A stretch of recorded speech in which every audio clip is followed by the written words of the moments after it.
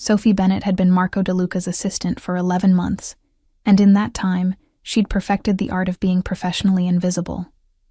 It wasn't hard. Sophie was naturally quiet, the kind of person who spoke only when necessary, who blended into backgrounds at parties, who'd spent most of her life being told she was too shy, or too reserved, or needs to come out of her shell. She liked her shell. It was safe there, predictable. No one expected anything from her except competence and efficiency, both of which she could deliver without having to engage in the kind of small talk and social performance that left her exhausted. Her mother called it social anxiety. Her college roommate had called it Sophie's hermit tendencies. Her therapist, back when she'd had one, had called it a perfectly normal introverted personality that society incorrectly pathologizes. Whatever it was, it meant Sophie was excellent at her job precisely because she didn't need attention or validation. She showed up, did exceptional work, and went home. No drama, no politics, no complicated office relationships. Well, except for one. Working for Marco DeLuca required a very sturdy shell, because Marco was the kind of man who commanded attention without asking for it. 41. Intimidatingly handsome, with the kind of presence that made boardrooms go quiet and competitors nervous. He ran what was officially called DeLuca Logistics, a shipping and distribution company with offices in 6 cities. What it actually was, Sophie had learned not to ask about too specifically. She knew there were shipments that didn't appear on manifests, meetings that weren't on his calendar, phone calls he took in Italian that made his expression go hard and dangerous. She also knew he was unfailingly professional with her, polite, respectful, never crossing lines. He said good morning every day. He remembered she took her coffee with cream and sugar. When she'd been sick last month, he'd sent her home early with strict orders to rest. And Sophie had been harboring a completely inappropriate, absolutely hopeless crush on him for approximately 10 months and 3 weeks. Not that she'd ever do anything about it. Sophie didn't do things. She was the assistant who arrived early, left late, kept perfect records, and never caused problems. She was efficient, organized, and completely forgettable, which was why tonight was so wildly out of character. Her college friend Bree had been visiting from New York. They'd gone to dinner at a trendy spot in Back Bay, Sophie's choice, somewhere quiet where they could actually talk. And Bree had spent most of the meal complaining about her recent breakup with a finance guy who'd turned out to be married. "I should have known," Bree had said over her second glass of wine. The signs were all there. Never available on weekends, vague about his living situation, always paid cash. But I ignored it because he was hot and successful, and I thought maybe I'd finally found someone worth keeping. "I'm sorry," Sophie had said, meaning it. "Don't be. I'm better off. At least I found out after 3 months instead of 3 years. Bree had studied Sophie across the table. "You know what your problem is? I have a feeling you're about to tell me. You're too careful. You spend so much time avoiding potential disasters that you never take any risks. When's the last time you did something spontaneous?" "I don't do spontaneous." "Exactly the problem. You're 24, Soph. You should be having adventures, not going home from work every night to watch Netflix alone." "I like Netflix. Netflix doesn't judge me or expect me to be someone I'm not." "I'm not saying don't like Netflix. I'm saying also like other things, like dating. When's the last time you went on a date?" Sophie had gone quiet, focusing very intently on her pasta. Bree had groaned. "Don't tell me it's been over a year." 14 months.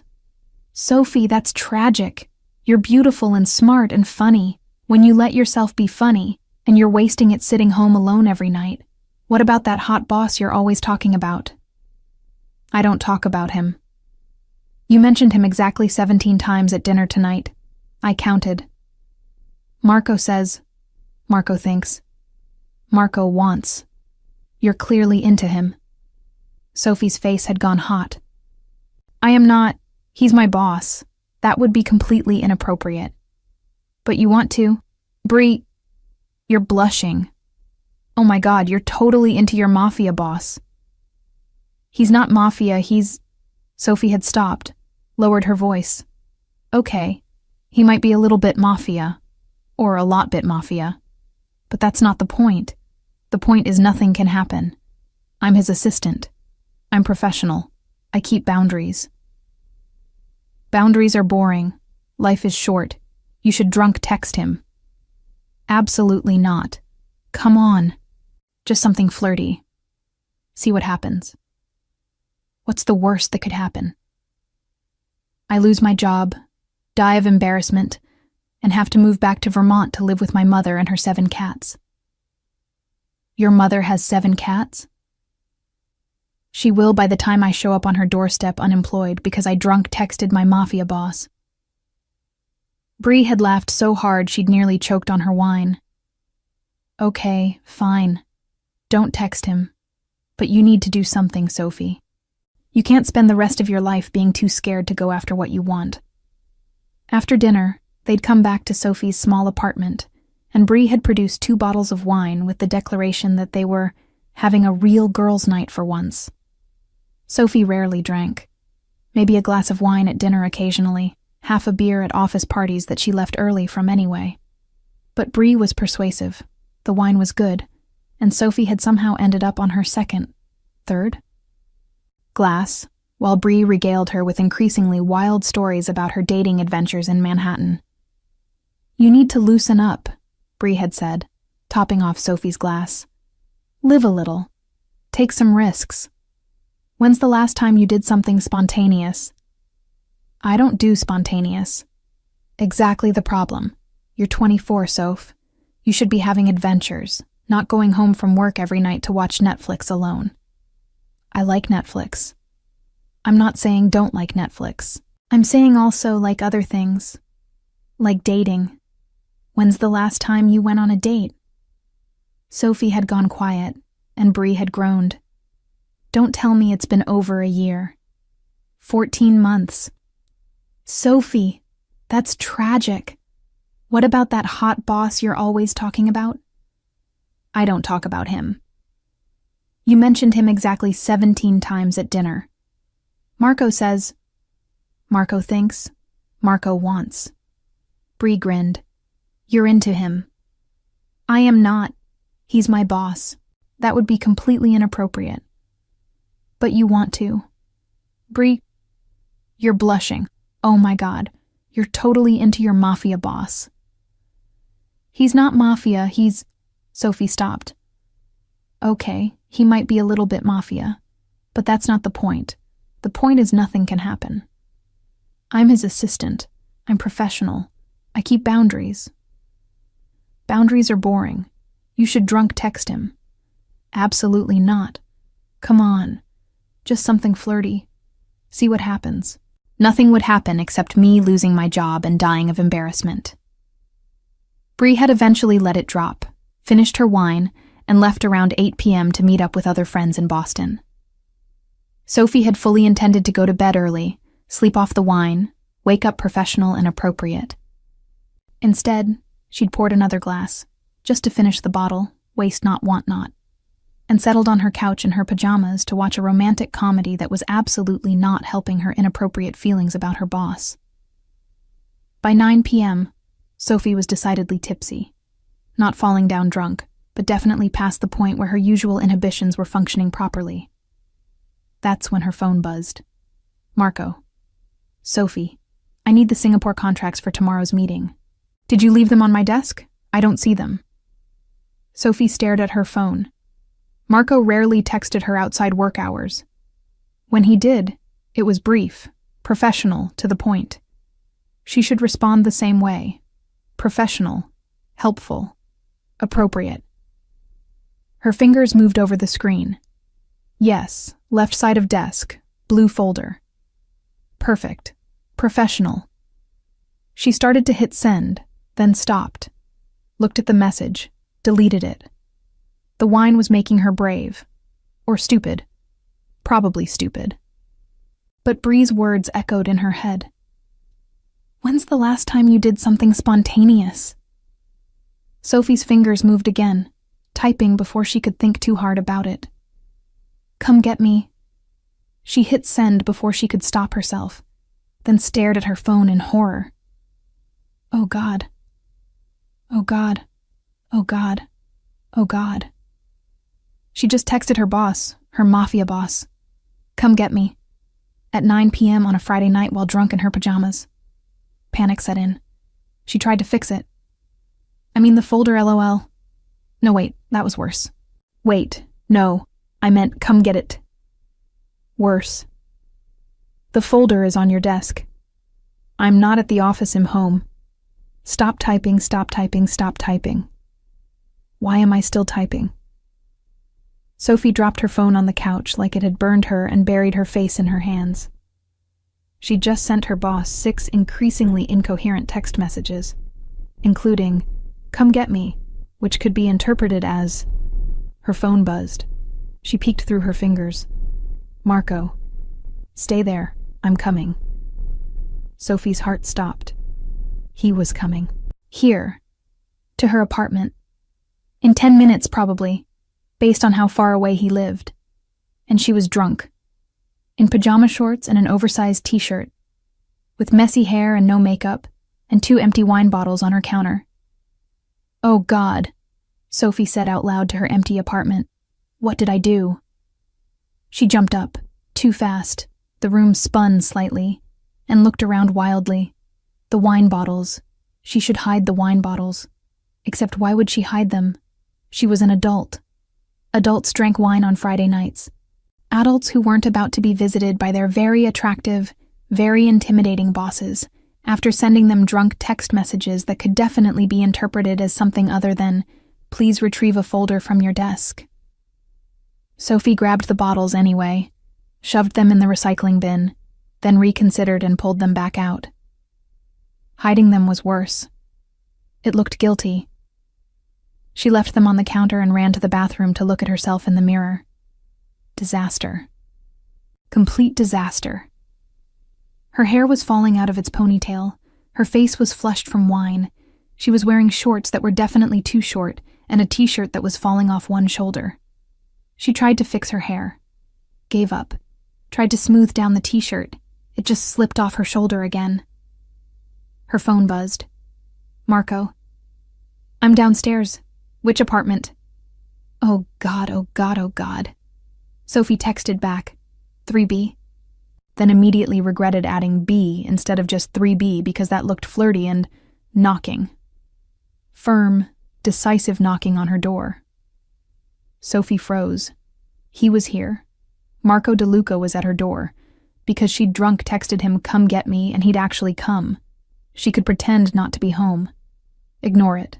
Claim she'd fallen asleep and hadn't heard. The knocking came again. Sophie, I know you're in there. Open the door. His voice through the door made her shiver. It was different than at work. Less professional. More... something. Sophie walked to the door on unsteady legs and opened it. Marco DeLuca stood in her hallway, and Sophie's brain short-circuited. She'd only ever seen him in suits. Perfect, expensive suits that made him look untouchable and intimidating. But right now, he was wearing jeans. Dark, well-fitted jeans. And a black Henley that did absolutely nothing to hide the fact that he was built like someone who did a lot more than sit behind a desk. He'd clearly left his house in a hurry. No jacket. Hair slightly messy like he'd run his hands through it. And he was looking at her with an expression Sophie had never seen before. Not professional, not polite. Something heated and intense that made her very aware of her pajama shorts and bare legs. Hi, Sophie said, because apparently that's what her wine-soaked brain came up with. Marco's mouth curved slightly. Not quite a smile, but close. Hi. You came. You texted me to come get you, so here I am. He leaned against the door frame, eyes scanning her in a way that made Sophie's skin warm. Nice pajamas. Sophie looked down at herself, then back up at him, face flaming. I wasn't expecting company. No? What were you expecting when you sent me 6 text messages asking me to come get you? I was trying to tell you about the folder. The folder that's on my desk, blue, left side. I remember. That's what the other 5 messages said. He stepped closer, and Sophie backed up instinctively, which meant he was now inside her apartment. But the first message, that one was different. I was drunk, Sophie blurted out. I am drunk. Present tense drunk. My friend Bree was here and we drank wine, and I'm not used to drinking, and then you texted about work, and I don't know what I was thinking. I'm so sorry. This is completely inappropriate. Sophie. Marco closed her door behind him, which suddenly made her small apartment feel very small indeed. Breathe. She breathed, or tried to. It was hard when he was standing there looking at her like that. You're not in trouble, he said quietly. I'm not here to fire you or lecture you about professional boundaries. Then why are you here? Because you asked me to come get you. He moved closer, and Sophie's back hit her kitchen counter. And I wanted to know why. I told you, I was drunk. You were drunk and you texted me. Specifically me. Not your friend Bree, not a cab, not anyone else. Me. His hand came up, tucking a loose strand of hair behind her ear. Why Sophie? The touch made her brain malfunction. I don't know. I think you do. Marco, you've been my assistant for 11 months. Perfect, professional, always appropriate. You never step out of line, never make mistakes, never let me see anything except competence and efficiency. His voice dropped lower. But tonight, drunk on your couch in pajamas, you texted me to come get you. And I drove across Boston in 10 minutes because I wanted to see what happens when Sophie Bennett stops being professional. Sophie's heart was hammering. Nothing happens. I'm always like this. Boring and quiet and... You're not boring. You're careful. There's a difference. His thumb traced along her jaw. But right now, you're not being careful. Right now, you're looking at me like you want something. Don't lie, Sophie. You're terrible at it. He smiled. You blush every time I stand too close at work. You get flustered when I compliment you. You find excuses to bring me coffee even though that's not part of your job. And tonight, drunk and honest, you told me to come get you. Sophie couldn't breathe. You noticed all that? I notice everything about you. He said it simply, like it was obvious. The question is, what do you want me to do about it? I don't know what you mean. Yes, you do. His other hand settled on her hip, thumb stroking through the thin material of her t-shirt. I came here because you asked. Because when you ask, Sophie, I come. But I need to know what you're asking for. The wine made her brave. Or stupid. What if I was asking for you? Marco's expression shifted, something dark and satisfied moving behind his eyes. Then I'd say it's about damn time. He kissed her. Not gentle, not asking permission. He kissed her like he'd been thinking about it for 11 months and was done waiting. His hand slid into her hair, tilting her head back, and Sophie made a sound she'd never made before. Something between a gasp and a moan that would have embarrassed her if she'd had the presence of mind to be embarrassed. But she didn't. All she had was sensation. The taste of him, whiskey and something darker, something that was purely Marco. The solid warmth of his body pressed against hers. One hand on her hip anchoring her in place, the other in her hair controlling the angle, the depth, the intensity of everything. The way he kissed her with complete confidence, like he knew exactly what he was doing and exactly what she needed. When he finally pulled back, Sophie was breathless and dizzy and completely certain that had nothing to do with the wine. Her lips felt swollen. Her heart was racing. Every nerve ending in her body was singing with awareness of him, his proximity, his warmth, the way he was looking at her like she was the only thing in the world that mattered. "That," Marco said, voice rough, "is what happens when you ask me to come get you." Sophie stared at him, her carefully constructed professional shell completely shattered. She'd spent 11 months building walls between them, maintaining distance, being appropriate, and he'd just demolished all of it with a single kiss. "Oh," she managed. "Oh," he agreed. "So here's what's going to happen. I'm going to make you eat something, drink water, and sober up. And tomorrow, when you're clear-headed, we're going to talk about this. About what it means that you texted me tonight. About what it means that I dropped everything to get here. What does it mean?" "It means I've been wanting to do that since about month 2 of you working for me. It means every time you bite your lip when you're concentrating, I think about kissing you.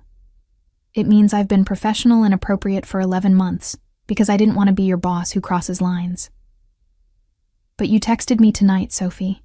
You made the first move, so now we're going to figure out what comes next." Sophie's brain was having trouble processing. "You've wanted to kiss me since month 2. Since month 2, possibly earlier. You wore this blue dress to a client meeting and I stopped listening to the presentation entirely. That was 10 months ago. I'm aware. I've been very patient." He stepped back, giving her space she suddenly didn't want. "Now?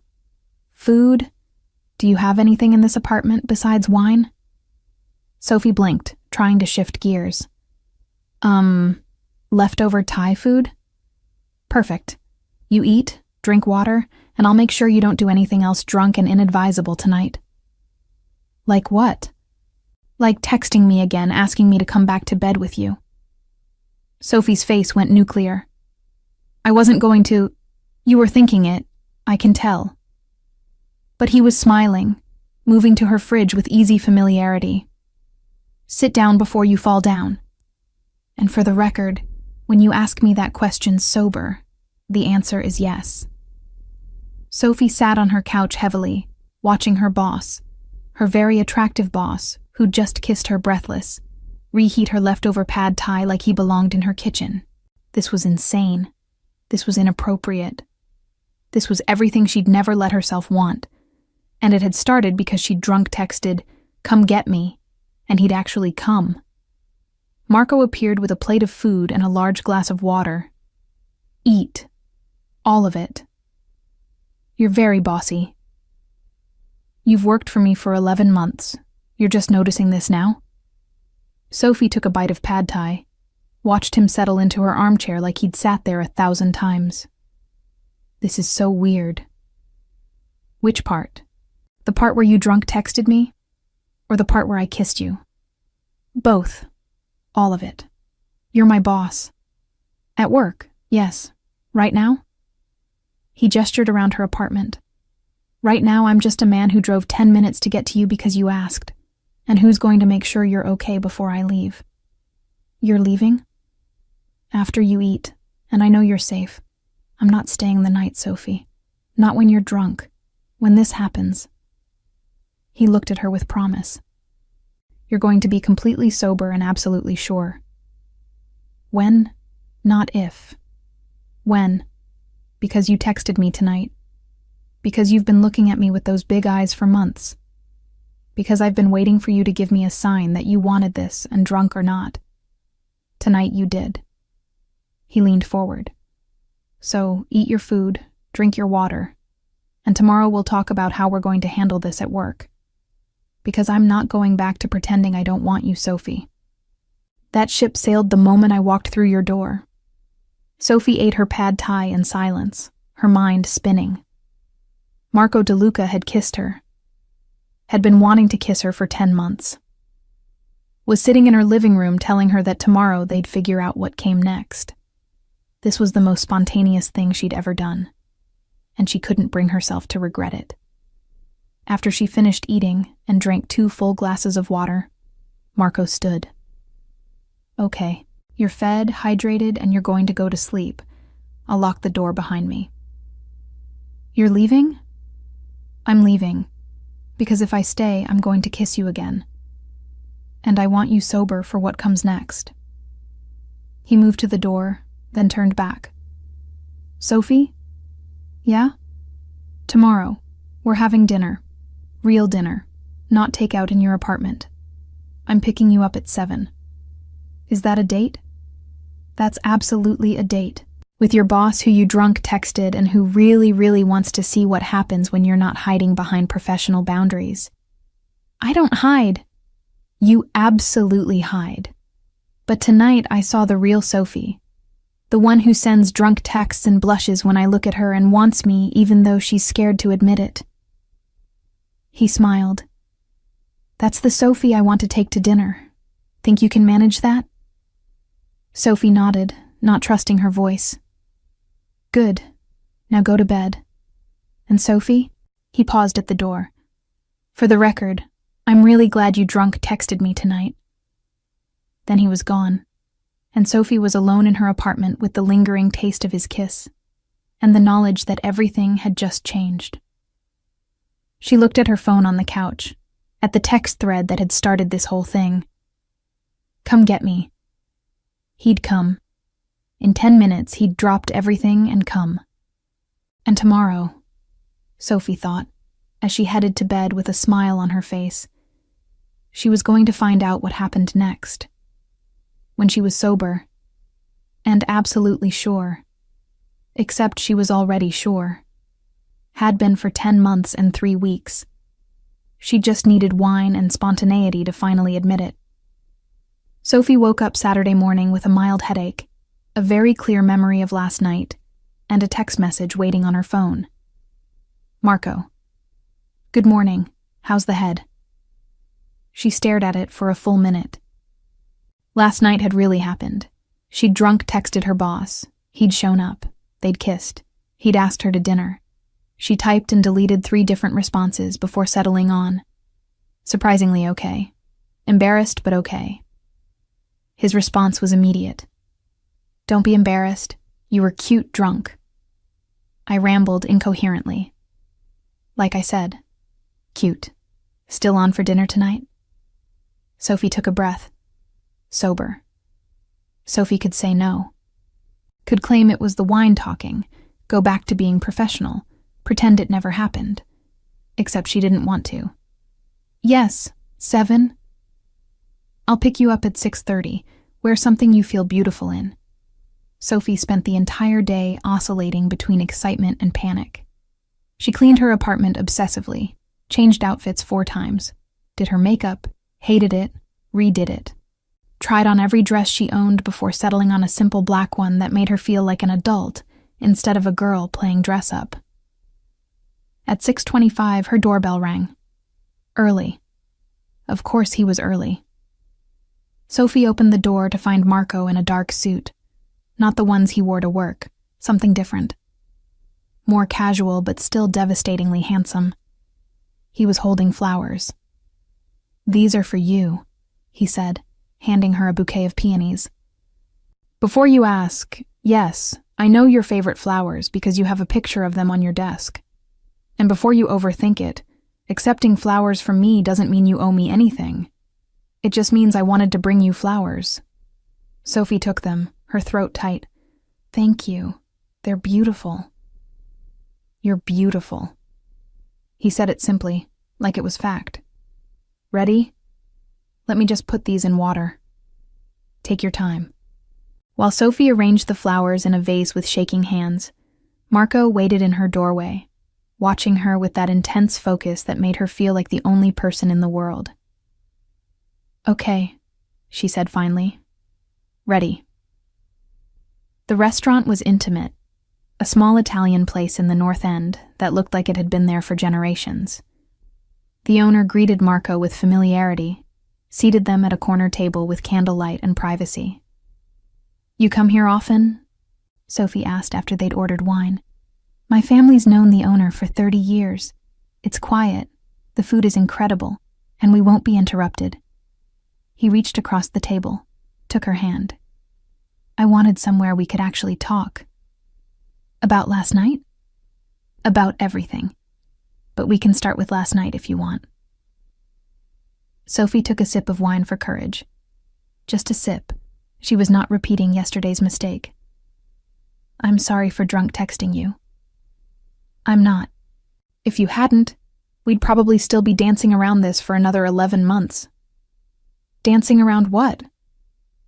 The fact that I'm attracted to you. That I have been since you walked into my office for your interview wearing a blue dress and looking terrified. Sophie blinked. That was over a year ago. 13 months.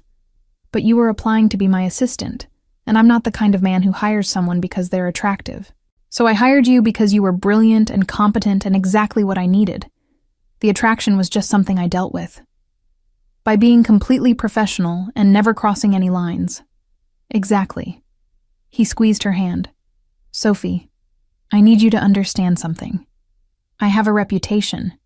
People know what I do, what my business is. I'm not a safe choice for someone like you. Someone like me? Someone good. Someone who works hard and plays by the rules and deserves better than a man with blood on his hands. Sophie was quiet for a moment. Are you trying to scare me away? I'm trying to be honest. If we do this, if we cross this line, you need to know what you're getting into. I've worked for you for 11 months. I know who you are, Marco. I know the phone calls you take in Italian, the meetings that aren't on your calendar, the way people look at you with a mixture of respect and fear. I'm not naive, but you're not involved in it. As my assistant, you're separate from the dangerous parts. He stopped. As more than my assistant, that changes. As your what? Sophie asked quietly. Marco's thumb traced circles on her palm. As my girlfriend, as someone I'm dating, as someone who matters to me. Those are all things that make you a target, Sophie. That put you in danger just by association. And if I'm willing to accept that risk? Are you? Really? Because last night you were drunk and brave. Tonight you're sober. I need to know you understand what you're saying yes to. Sophie thought about it. Really thought about it.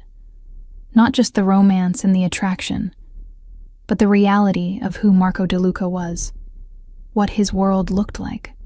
What being part of it would mean. I'm not saying yes to being reckless, she said finally. I'm saying yes to dating you. To seeing where this goes, to not hiding how I feel anymore. She met his eyes. I've been terrified for 11 months. Terrified of my feelings, of doing something wrong, of wanting something I couldn't have. Last night the wine made me brave enough to ask for what I wanted, but I don't need wine to know I still want it sober. Marco's expression shifted, relief and something deeper. You're sure? I'm sure I want to try. I'm sure I'm tired of being safe and careful all the time. I'm sure... She took a breath. I'm sure I've been a little bit in love with you since month 3, and I'd like to see what happens if I stop pretending otherwise. Month 3? You brought me coffee when I was stressed about the quarterly reports. You remembered I liked caramel macchiatos. It was a small thing, but it mattered. I remember... You smiled at me like I'd given you diamonds instead of coffee. Because no one pays attention to things like that. But you did. You always do. Their food arrived. Incredible Italian dishes that Sophie barely tasted because she was too focused on the man across from her, holding her hand like he was afraid she'd disappear. So, Marco said after they'd eaten. Ground rules. At work, we're professional. You're my assistant. I'm your boss. We don't blur those lines during business hours.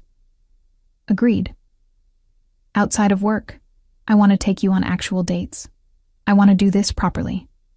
Not hide it, but not flaunt it either. My family will know. There's no keeping secrets from my mother, but we don't advertise it to the entire company. That makes sense. And if at any point you're uncomfortable, if the danger feels like too much, if you change your mind, you tell me. No judgment, no hard feelings. I'd rather have you safe and not with me than in danger because you were too scared to speak up. Sophie squeezed his hand. I'll tell you. I promise. Good. He smiled. Now, let's talk about the important stuff. What's your favorite movie? What music do you listen to? What do you do when you're not being my perfect assistant? They talked through dessert and coffee. Sophie learned that Marco loved old westerns, that he ran 5 miles every morning, that he had a weakness for strawberry gelato, that he had 2 younger sisters who drove him crazy, a mother who called him every day, and a father who taught him the business from the ground up. Marco learned that Sophie read romance novels obsessively, that she stress-baked when anxious, that she'd wanted to be a librarian until college when she'd discovered she loved business administration, that her family was small, just her and her mom in Vermont, and that she'd moved to Boston specifically for grad school and stayed because she loved the city. Why did you apply to work for me? Marco asked. You had other offers, better offers probably. Your company interested me. The logistics, the international scope, and... She hesitated. And when I researched you, everyone said you were brilliant but demanding, that you had high standards and didn't tolerate mediocrity. I wanted to work for someone who'd challenge me. Did I? Every single day. She smiled. You make me better at my job. You notice details, you push for excellence, you never settle for good enough. It's intimidating and inspiring at the same time. You've never been just good enough, Sophie. From day one, you've been exceptional. They left the restaurant around 10, Marco's hand on the small of her back as they walked to his car. The night was cool, the North End streets quiet for a Saturday. Can I ask you something? Sophie said as they drove. Anything. Why didn't you ever say anything? If you've been attracted to me since my interview, why wait 11 months? Marco was quiet for a moment. Because I didn't want to be that boss, the one who hits on his assistant, who uses his position to pressure someone into something they don't want. I've seen men do that. I've seen how it ends. And I promised myself I wouldn't be that person. But last night you made the first move. Drunk or not, you texted me. You asked me to come. That changed everything, because it meant you wanted something too, even if you'd been too scared to say it sober. I'm saying it now, sober. I want this. He pulled up to her building, killed the engine, turned to face her. Then you have it. Me. This. Whatever comes next. Sophie unbuckled her seatbelt, moved closer. Can I kiss you? When I'm sober and sure? Marco's smile was slow and devastating. You can do whatever you want with me. She kissed him. Different than last night. Less desperate, more intentional. A promise instead of a surprise. His hand slid into her hair, and Sophie made a sound of contentment that made him smile against her mouth. When they pulled apart, both breathing harder, Marco touched her forehead to his. I should walk you up. You don't have to. I want to. Make sure you get inside safely. Very gentlemanly of you. I'm a lot of things, Sophie. Gentleman isn't usually one of them. But for you, I'm trying. He walked her to her door, hands in his pockets like he was restraining himself. Sophie unlocked her apartment, turned to face him. Thank you for tonight. For the flowers, the dinner, the conversation, all of it. Thank you for saying yes, for being brave. He kissed her forehead. Get some sleep. I'll see you Monday. Monday, Sophie repeated. Back to work. Back to professional. Nervous?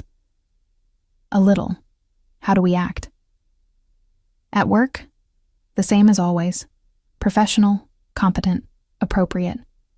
But now I get to spend all day thinking about kissing you again. He smiled, which I've been doing for 11 months anyway, so not much changes there. After he left, Sophie leaned against her closed door and grinned like an idiot. She'd done it. The shyest person she knew had drunk texted her boss, gone on a date with him, and was now officially dating him. Bree was never going to let her hear the end of this. Monday morning arrived with Sophie's usual anxiety multiplied by 1,000. How did people date their bosses? How did you go from professional assistant to girlfriend and back again every day? She arrived at the office at 7:30 like always, made coffee like always, reviewed Marco's schedule like always. Everything was the same. Except when Marco walked in at 8, he smiled at her. Not his usual professional smile, but something warmer, more intimate. A smile that said he was remembering Saturday night. "Good morning, Sophie." "Good morning, Mr. DeLuca." His eyebrow rose slightly at the formal address, but he didn't comment. "Can you bring the Singapore files to my office? We need to review them before the 10 o'clock call." "Of course." She gathered the files, knocked on his office door, entered professionally. Marco was at his desk, shirt sleeves rolled up, looking unfairly attractive. "Close the door." Sophie closed it, suddenly nervous. "The files, put them on the desk." He stood, moved around to where she was standing. "You called me Mr. DeLuca. We're at work." "We are. And at work you've called me Marco for the past 11 months. Don't start changing things now." His hand touched her waist briefly. "Ground rules, remember? At work everything stays the same. That includes you calling me by my first name and not looking at me like you're scared I'm going to fire you." "I'm not scared you'll fire me." "Then what's with the nerves? I don't know how to do this. Be professional when all I can think about is Saturday night."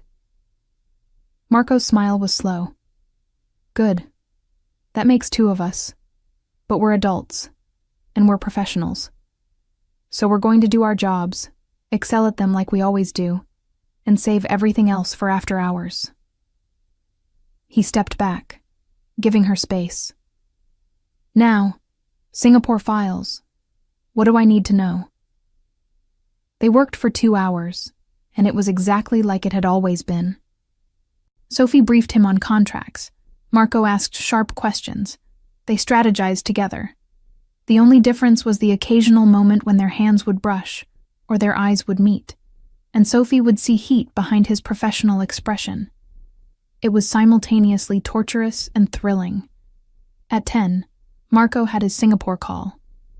At noon, he had lunch with a client. At 2, he had meetings that ran long. Sophie handled calls, emails, scheduling, all the things she'd been doing for 11 months. And if she caught herself staring at his hands, or remembering what his mouth felt like on hers, or thinking about Saturday night instead of quarterly reports, well, she was only human. At 5:30, most of the office had cleared out. Sophie was finishing up some filing when Marco appeared in her doorway. "You still here?" "Just finishing up." "Leave it. You've been here since 7:30. That's long enough." Sophie saved her work, shut down her computer. "Anything else you need before I go?" "Yeah." He moved closer, his voice dropping. "I need to kiss you before I lose my mind from watching you be professional all day." Sophie's breath caught. "We're at the office. Everyone's gone, and I've been good all day. Very professional, very appropriate. But right now, I really need to kiss my girlfriend." The word girlfriend made Sophie's heart race. "Okay." He kissed her right there in her office, backing her against her desk, his hands in her hair. When he pulled away, they were both breathless. "Much better," Marco said. "That's been building all day. We have to work tomorrow too." "I know. It's going to be torture, but worth it." He helped her gather her things. "Dinner tomorrow night?" "I should probably go home and do laundry." "Laundry can wait. I can't." He smiled at her expression. "Unless you don't want to. No pressure, Sophie. If you need space." "I don't need space. I need—" She stopped, blushed. "What do you need?" "I need to stop being scared of wanting things. Of asking for things. So yes, Dinner tomorrow, and the day after that, if you'll ask. I'll ask every day if you'll say yes every day. They left together, and Sophie felt the shift. This wasn't her boss and his assistant leaving work. This was a couple, walking out together, his hand on her back, her smile matching his. In the parking garage, before they got into their separate cars, Marco pulled her close one more time. You did good today, staying professional, keeping boundaries. I know it wasn't easy. It was torture. Good torture or bad torture? Good torture, the kind that makes the after-hours stuff better. She touched his face. I like this. The balance. Professional at work. Real everywhere else. Me too. He kissed her forehead. Get home safe. Text me when you're inside. That's very protective of you. You're mine now. I'm protective of what's mine. He said it casually, but there was steel underneath. Text me. I will. Sophie drove home with a smile on her face, texted Marco the moment she was inside her apartment, and spent the evening thinking about how much her life had changed in 3 days. From shy assistant to girlfriend of a Mafia boss. All because she'd been drunk enough to text, "Come get me." And brave enough to mean it. 3 weeks into dating Marco DeLuca, Sophie was learning that being with him meant living in 2 worlds. At work, they were flawless. Professional, efficient, the perfect boss-assistant dynamic they'd always had. Marco barked orders, Sophie executed them perfectly. They strategized on deals, coordinated schedules, ran his business with the precision of a well-oiled machine. No one at the office suspected anything. Why would they? Sophie was the same quiet, competent assistant she'd always been. Marco was the same demanding, brilliant boss. Everything looked exactly as it always had. Except now, Sophie knew what Marco looked like when he smiled at her over dinner. Knew how his voice got softer when he called her late at night just to hear her voice. Knew the way his hands felt on her skin, the taste of his kiss, the sound he made when she touched him just right. It was intoxicating and terrifying in equal measure. You're distracted, Marco said one afternoon, 3 weeks in. They were alone in his office, reviewing contracts, and Sophie had read the same paragraph 4 times without absorbing anything. Sorry, I'm just thinking about Friday night. His smile was knowing. They'd gone to dinner at a restaurant in Cambridge, far from the North End where people knew him, and had talked for hours. About everything and nothing. About their childhoods and their dreams and the future neither of them were ready to name yet. Maybe. Good, me too. He stood, moved around his desk to where she sat. We have 10 minutes before my next meeting. Come here. Sophie stood, and he pulled her close, kissing her with the desperate efficiency of someone stealing moments. When he pulled back, they were both breathing hard. I hate that we have to hide this at work, he said quietly. We agreed. I know what we agreed. Professional at work, real everywhere else. But I don't like pretending you're just my assistant when you're so much more than that. What am I? He touched her face gently. You're everything I didn't know I needed. You're the reason I actually want to come to work instead of just showing up out of obligation. He stopped, smiled. You're mine, and I'm not good at pretending otherwise. We don't have to hide forever, just until what? Until we're sure this is serious? He pulled her closer. Sophie, I've been sure since Friday night. Hell, I've been sure since the first time you smiled at me. I'm not questioning this, are you? No, but other people will. They'll say I'm sleeping with my boss to get ahead, or that you're taking advantage of your position, or... Let them say it. I don't care what people think. I care. I care about my reputation, about being taken seriously. If everyone knows, everything changes. Marco was quiet for a moment. You're right. I'm sorry. I'm being selfish. This is your career too, and I don't want to mess that up because I can't keep my hands off you for 8 hours a day. It's not just you. It's me too. I want... She stopped, flushed. What do you want? I want everyone to know you're mine. I want to not have to pretend I'm just your assistant. But I also know that's not realistic. Not yet. Not when we work together. So what do? We keep being professional at work, and we figure out the rest as we go. His next meeting interrupted them, and Sophie returned to her desk trying to look composed while her mind raced. She was falling for Marco DeLuca. Hard. And it scared her how much she wanted this to work. That night, Sophie's phone rang around 11. Marco, calling from his car. Hey, she answered. Everything okay? Yeah, just finished a meeting that ran late. Wanted to hear your voice before I went home to an empty apartment and thought about how much I'd rather be with you. Sophie smiled despite the late hour. Smooth talker. Honest talker. Big difference. A pause. Can I come over? I know it's late, but yes, come over. He was there in 15 minutes, looking tired and rumpled and perfect. Sophie let him in and he pulled her into a hug immediately. Long day? She asked. Long week, but better now. They settled on her couch with wine.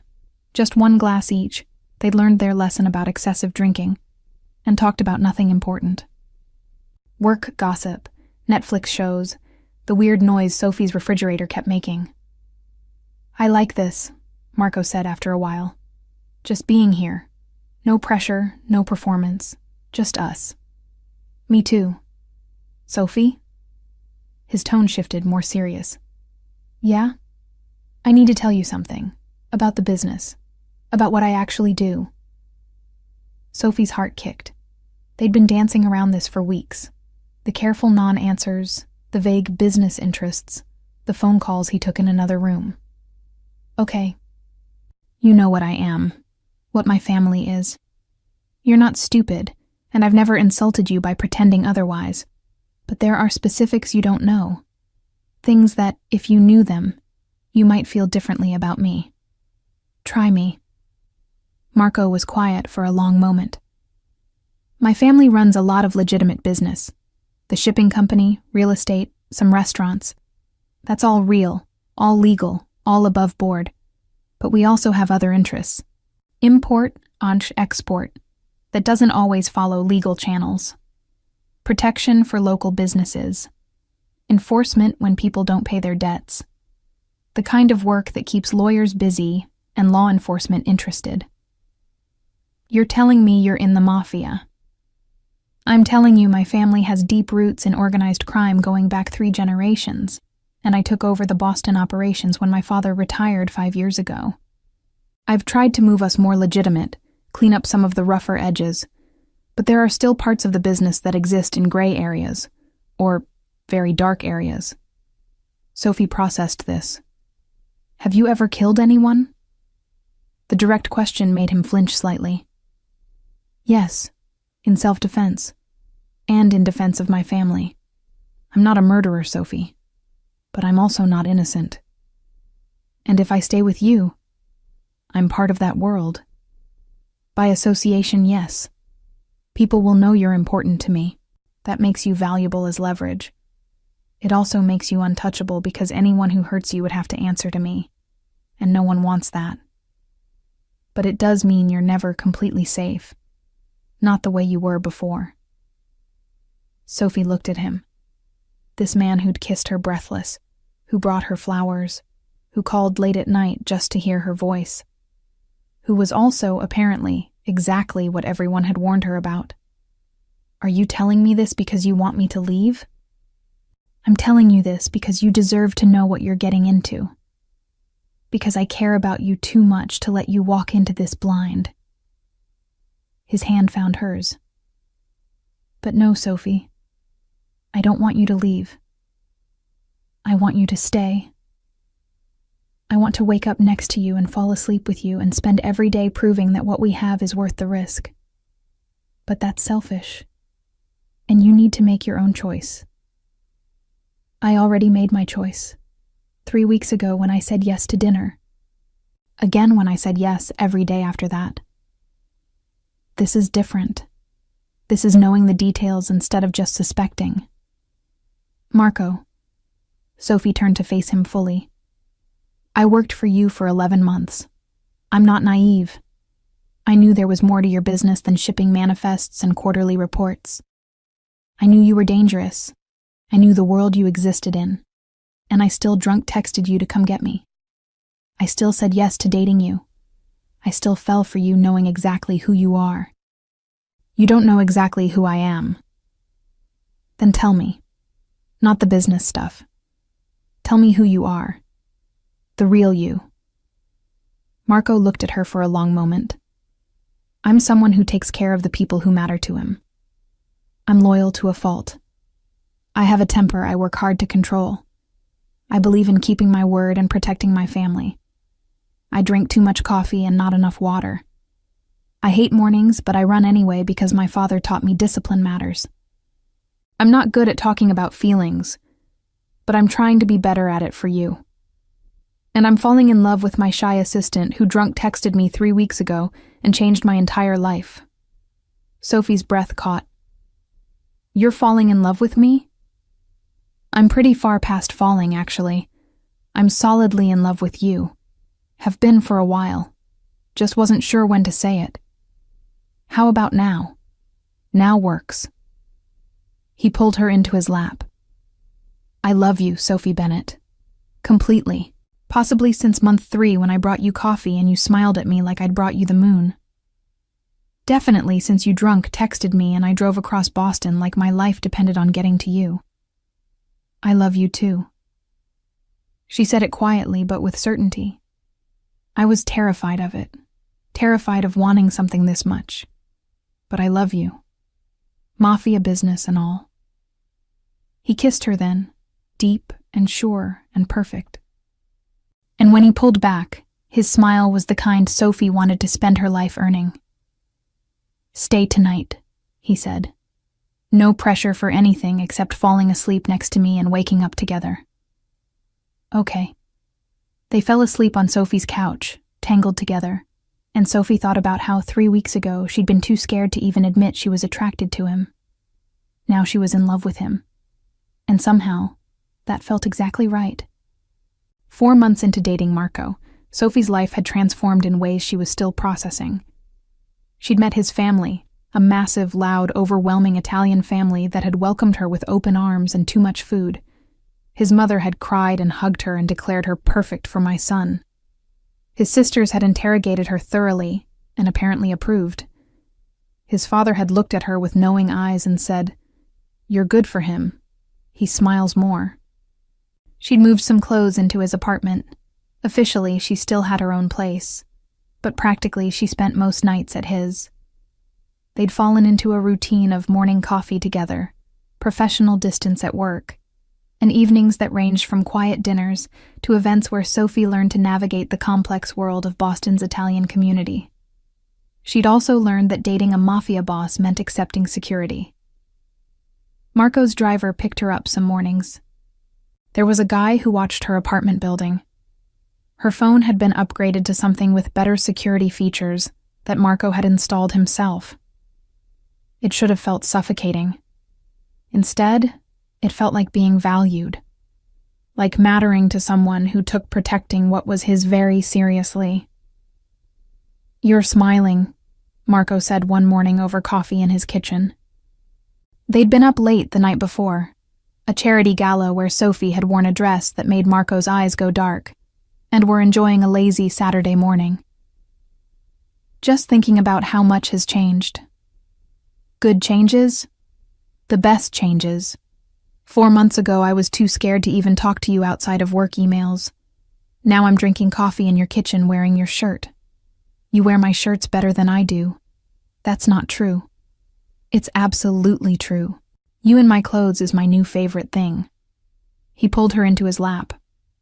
Well, second favorite. First favorite is you out of my clothes, but that's a given. Sophie laughed, blushing. You're terrible. You love it. I love you. There's a difference. Is there? I'm not sure. But he was smiling, that soft expression he got when it was just them. Sophie? Yeah? Move in with me. For real. Give up your apartment, bring all your stuff, make this official. Sophie's heart raced. That's a big step. I know. But we're already living together in practice. You're here 6 nights a week.